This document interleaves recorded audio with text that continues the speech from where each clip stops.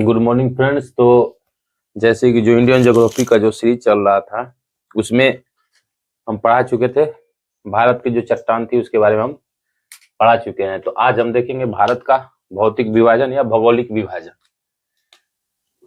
आज का टॉपिक रहेगा भारत का भौगोलिक विभाजन। यानी भौगोलिक कहने का मतलब कि भारत के जो एरिया है उस एरिया पे कितना परसेंट पहाड़ है, कितना परसेंट पर्वत है, कितना परसेंट पठार है, कितना परसेंट पे मैदान है। आज हम लोग उसको देखेंगे। तो जो भारत का जो भौगोलिक विभाजन है उसमें सबसे पहले देखते हैं उत्तर भारत का पर्वतीय प्रदेश।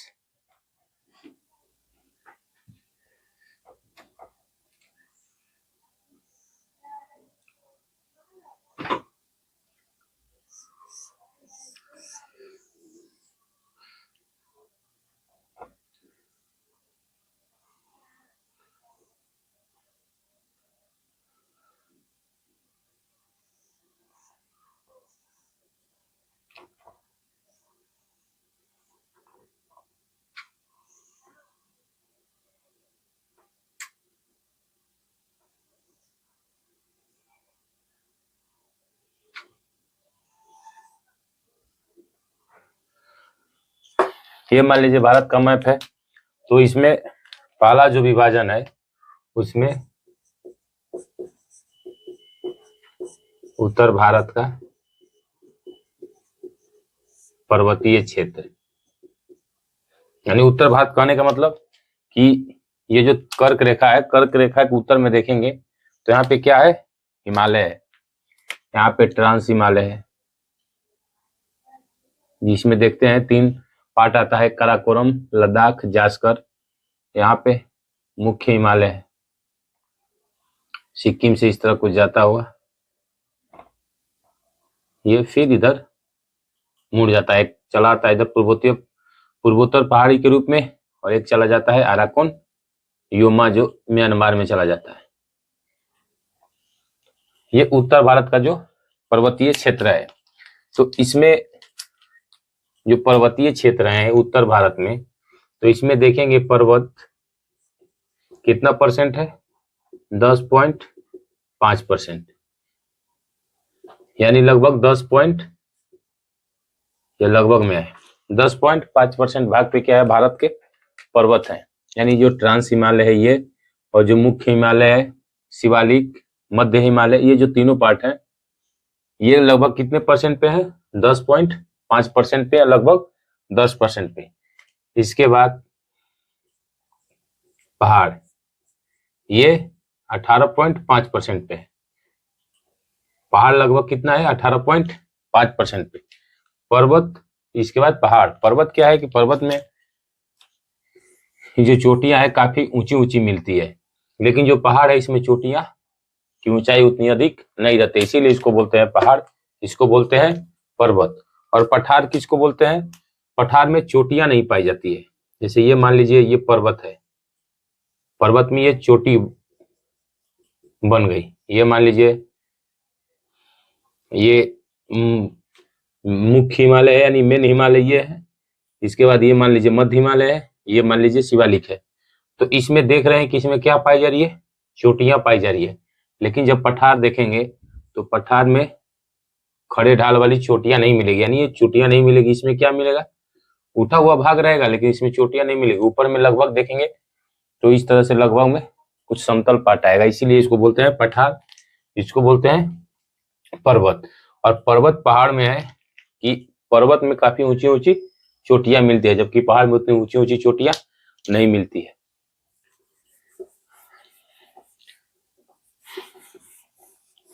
तो एक उत्तर भारत का पर्वतीय क्षेत्र है, पहला इसका विभाजन उत्तर भारत का ये पर्वतीय क्षेत्र। इसमें 3 श्रेणियां बना लीजिए। एक ये मुख्य हिमालय है, ये ट्रांस हिमालय है, इसके बाद ये मध्य हिमालय, इसके बाद ये शिवालिक। इसके बाद यहां से ये तो उत्तर भारत का पर्वतीय क्षेत्र हुआ। दूसरा पार्ट यहां लिखिए, उत्तर भारत का विशाल मैदान, यानी उत्तर भारत का विशाल मैदान। ये जो मुख्य हिमालय है, यानी जो हिमालय का पार्ट है, ट्रांस हिमालय, और जो तीनों हिमालय की जो श्रेणियां है, मुख्य हिमालय, मध्य हिमालय, शिवालिक, इसके बाद यहाँ देखेंगे गंगा और ब्रह्मपुत्र नदियों द्वारा मैदान का विकास किया गया है। तो इसमें जो उत्तर भारत का विशाल मैदान है, ये लगभग कितने क्षेत्र पे है? 43.2%। 43.2% पे मैदान विकसित हुआ है, जिसमें आ जाता है, ये मान लीजिए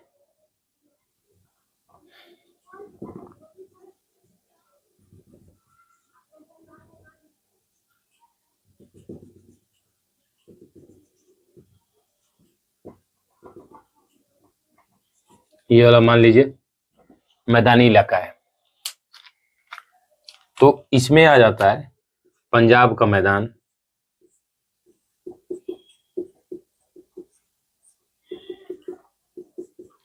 इसके बाद यूपी का मैदान,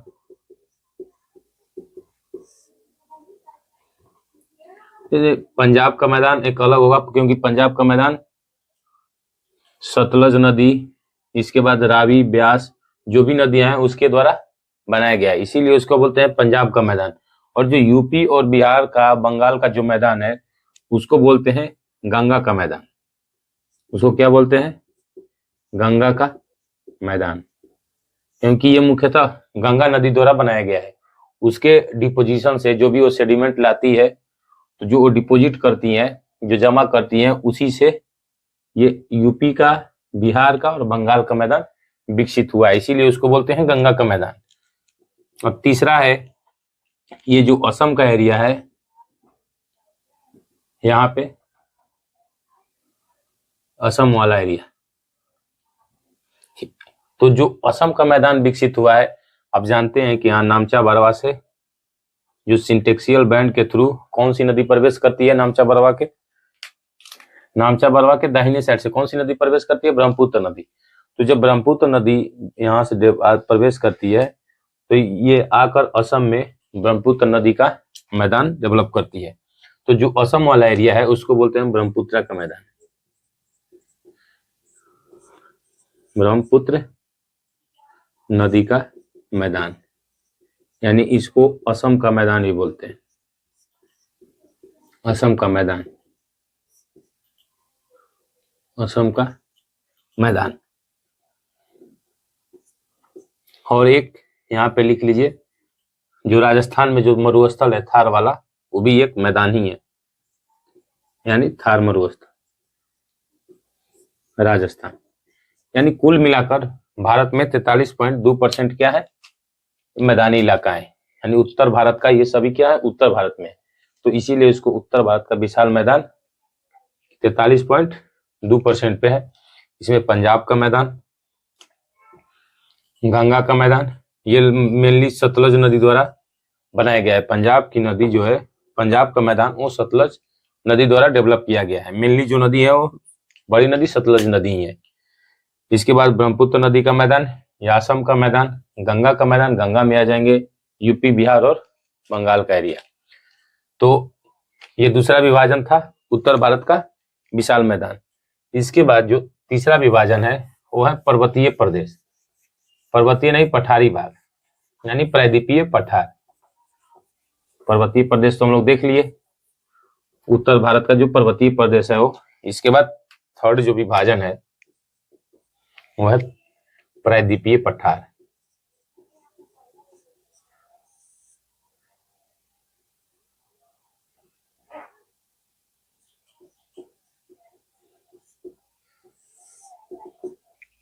प्रायद्वीपीय पठार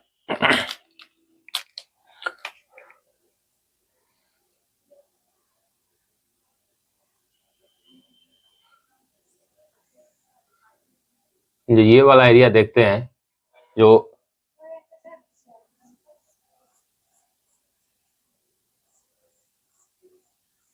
ये जो मध्य प्रदेश वाला एरिया, एमपी, इसके बाद महाराष्ट्र, कर्नाटक, तेलंगाना, छत्तीसगढ़, झारखंड का एरिया, उड़ीसा का एरिया, इसमें है प्रायद्वीपीय पठार, यानी जो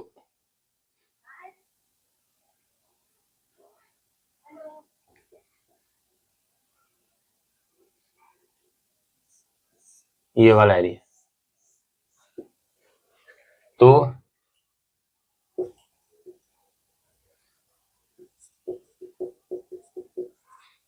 महाराष्ट्र, तेलंगाना, कर्नाटक, एमपी, आंध्र प्रदेश, छत्तीसगढ़, झारखंड, इसके बाद तमिलनाडु प्लस केरला का कुछ एरिया ले लीजिए। तो ये सब कैसे एरिया बोले जाते हैं? ये प्रायद्वीपीय पठार के अंतर्गत आते हैं। ये लगभग 27% एरिया पे फैला हुआ है। तो ये थर्ड विभाजन था भारत का, प्रायद्वीपीय पठार। यहाँ पे देखिए पठार है, क्यों? क्योंकि इसमें चोटियां नहीं पाई जाती है, इसीलिए इसको बोलते हैं पठार। तो महाराष्ट्र, तेलंगाना, ये मेनली महाराष्ट्र, तेलंगाना, कर्नाटक, एमपी, ये जो छत्तीसगढ़ वाला एरिया है, इसमें लगभग देखेंगे तो ये प्रायद्वीपीय पठार का हिस्सा है। ये लगभग 27% पे पाया जाता है। इसके बाद जो चौथा रीजन है वो है भारत के तटवर्ती मैदान।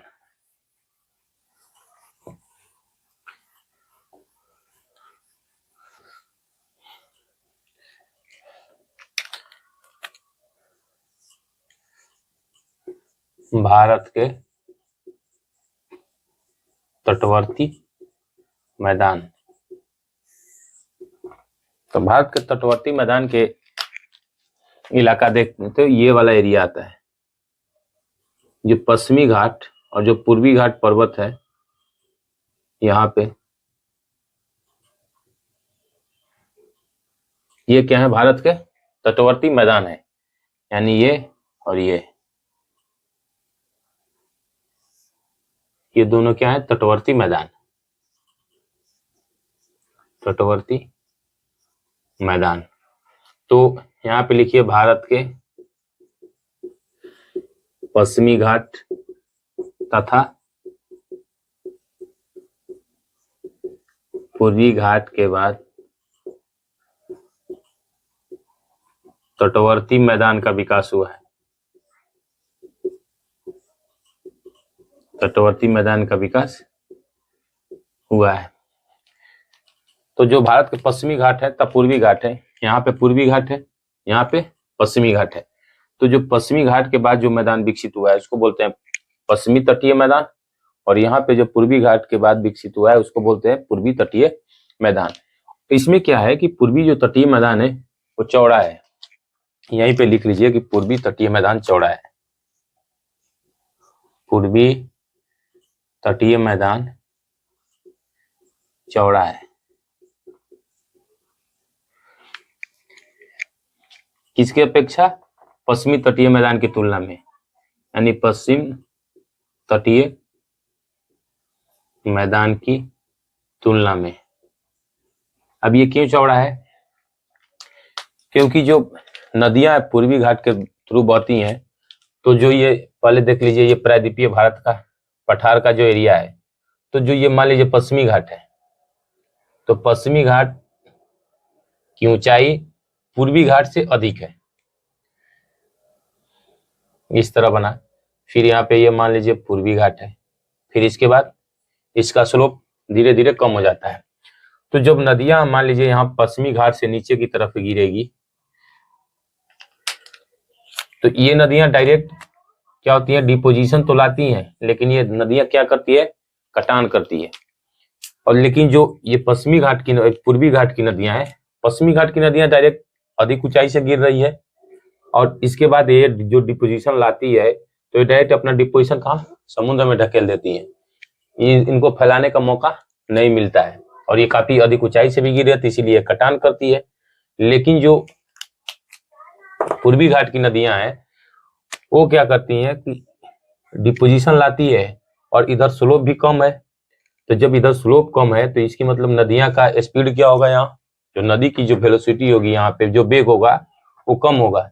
जब नदी का वेग कम होगा तो इसका मतलब वो अपने डिपोजिशन क्या करेगी, आसानी से यहाँ पाट देगी, यानी अपना डिपोजिशन को आसानी से यहाँ डिपोजिट कर देगी। जो भी अवसाद ला रही है इस क्षेत्र में डिपोजिट कर देंगे, क्योंकि उसकी स्पीड कम है, यानी उसकी वेग क्या है नदी की कम है। तो जो डिपोजिट लाएंगी वो इस क्षेत्र में अपना अवसाद को यहाँ डिपोजिट करेंगी। जब अवसाद डिपोजिट करेंगी तो इसका मतलब ये वाला एरिया चौड़ा हो जाएगा, और ये वाला एरिया अपेक्षाकृत पूर्वी घाट के पश्चिमी घाट का जो तटीय मैदान है वो क्या है, सकरा है। क्यों सकरा है, क्योंकि यहाँ से पता चल गया। तो पूर्वी तटीय मैदान चौड़ा है पश्चिमी तटीय मैदान की तुलना में। तो एक बार क्वेश्चन पूछा गया था कि जो चावल की उत्पादन होगा, चावल की उत्पादकता वो सर्वाधिक कहाँ होगी, पश्चिमी तटीय मैदान में होगी या पूर्वी तटीय मैदान में होगी। तो जो चावल की उत्पादकता है, यानी चावल का जो उत्पादन है, चावल का उत्पादन एंड प्रोडक्शन, वो पूर्वी तट में क्या होगा, अधिक होगा। क्यों, क्योंकि ये इसके अपेक्षा इसका मैदानी भाग क्या है, चौड़ा है। तो जब चौड़ा होगा तो इसका मतलब सर्वाधिक भाग में यहाँ खेती की जाएगी, और इधर खेती की जाएगी तो इसका मतलब इसका प्रोडक्शन ज्यादा होगा। तो ये पांचवा था, चौथा था भारत का तटीय मैदान। इसके बाद पांचवा में आता है भारत के द्वीप समूह। भारत के द्वीप समूह, भारत के द्वीप समूह में हम इसका क्लास ले चुके हैं। यहाँ पे देखेंगे अंडमान निकोबार द्वीप समूह, अंडमान निकोबार द्वीप समूह, और यहाँ पे ये जो यहाँ पे है लक्षद्वीप। तो पांचवा में जाता है, जो पांचवा विभाजन है उसमें भारत के द्वीप समूह में अंडमान निकोबार द्वीप समूह आता है और यहाँ पे लक्षद्वीप आता है। तो ये भारत का भौगोलिक विभाजन था। पहला में क्या था, उत्तर भारत का जो पर्वतीय क्षेत्र था वो वाला। इसके बाद यहाँ लिख लीजिए पर्वतीय क्षेत्र, यहाँ से ये है पर्वतीय क्षेत्र। इसके बाद जो ये वाला ब्लू से जो एरिया है, ये वाला, ये है मैदानी भाग, ये है मैदानी भाग। ये वाला है प्रायद्वीपीय पठार, प्रायद्वीपीय पठार। इसके बाद जो ये वाला एरिया है ये है तटवर्ती मैदान, और ये भारत के द्वीप समूह है। तो ये भारत का भौगोलिक विभाजन था। हम नेक्स्ट क्लास में जो पर्वतीय प्रदेश है हम उसको शुरू करेंगे हिमालय से। उसमें सबसे पहले ट्रांस हिमालय, इसके बाद मुख्य हिमालय या हिमाद्री के बारे में पढ़ेंगे। तो आज के लिए इतना ही। नेक्स्ट क्लास में हम भारत का जो हिमालय का क्षेत्र है हम लोग उसको स्टार्ट करेंगे। धन्यवाद।